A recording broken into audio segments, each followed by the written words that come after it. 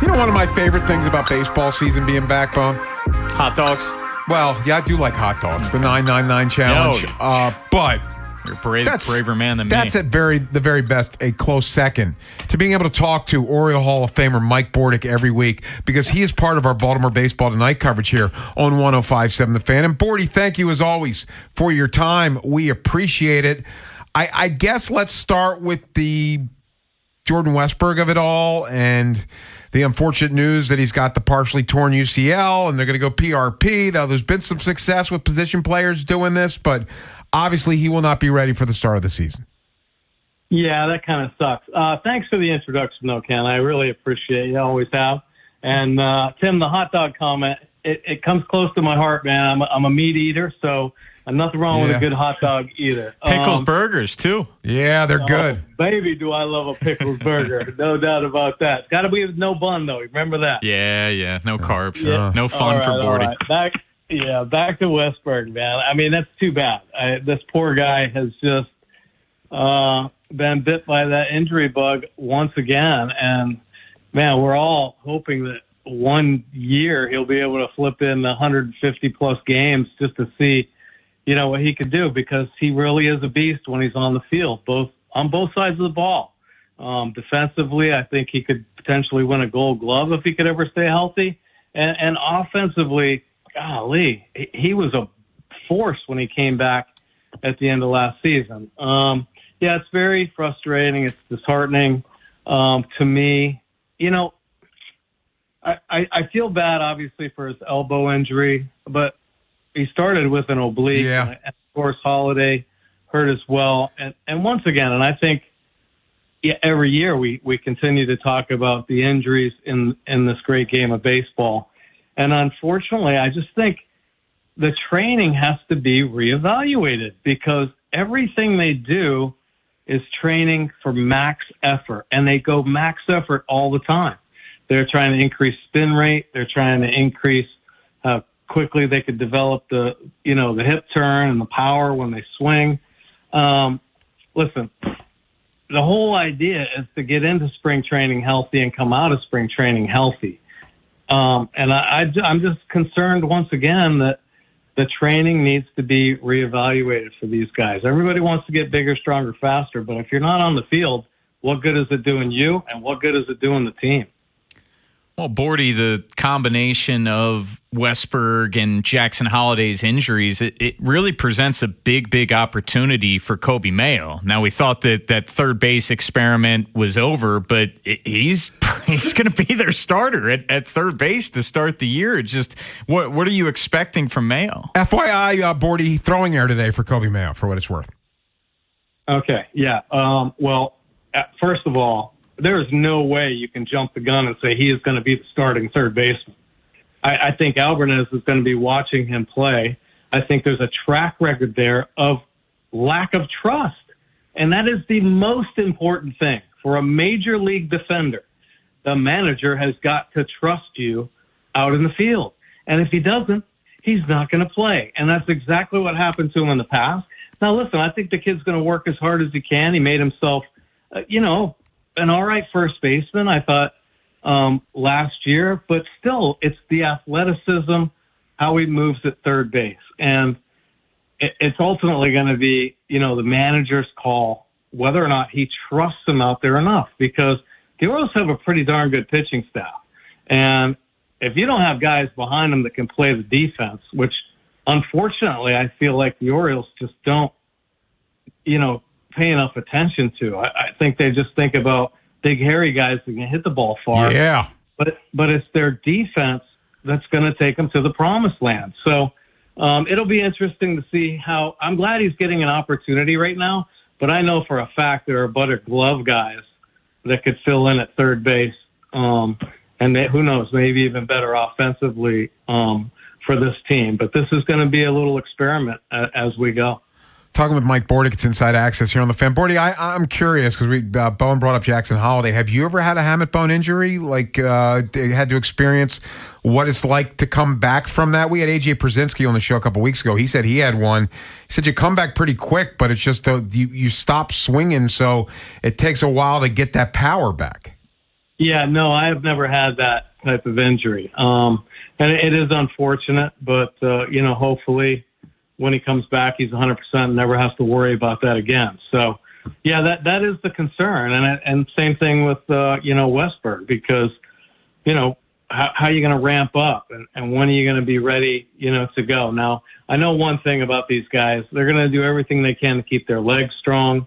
They're going to run. They're going to train. So, I think that's important because there is this, effect on your healing.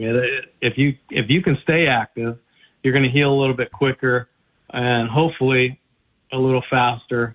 But yeah, it's just going to take some time. So you mentioned Mayo over at third base. Well, this is an opportunity for a lot of guys that were question marks coming into spring training. Mm-hmm. Like, what is going to happen with so many guys? And we see how active, the Orioles have been picking up extra infielders. So this is going to be a nice competitive spring training. And I think with the possibility to add some depth until those two guys come back. Bordy, Colton Cowser was a guy that dealt with a lot of injuries last year, and when he was playing, it was a rough second season coming off a year in which he finished second in Rookie of the Year in 2024. Are you expecting a bounce back for Cowser this year? Man, I hope so. Listen, I think a lot of these guys have kind of taken their lumps as far as getting their repetitions at the major league level. Cowser goes month to month. Really good, really bad.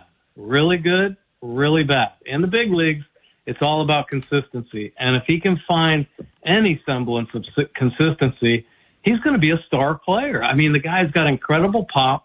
He covers really good ground. I'd like him to be more accurate with his throwing, out there in the outfield. But it's just all about the consistency. And I say yes. I just think after a couple years of playing, the repetitions are going to help him. And, hopefully he doesn't do some crazy things and get himself hurt either. So like head first diving into first base. Or running into a wall full speed.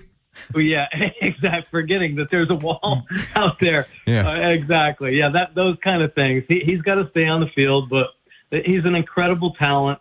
And it's just a matter of finding that consistency. And I think after a couple years, he should be better this year. That was a teaching moment, Bordy. They call it a warning track for a reason. Yeah, exactly. Exactly. It used to be where guys would go out in batting practice and actually work on that. Yes. Feel the dirt, feel the warning track under their spikes, and have a sense of where the wall actually was. So, Bordy, I am curious. We've had a couple weeks, I think, around that of Pete Alonso's influence in this. Like, he's chirping every single day. I saw him and Chris Bassett were going back and forth this morning.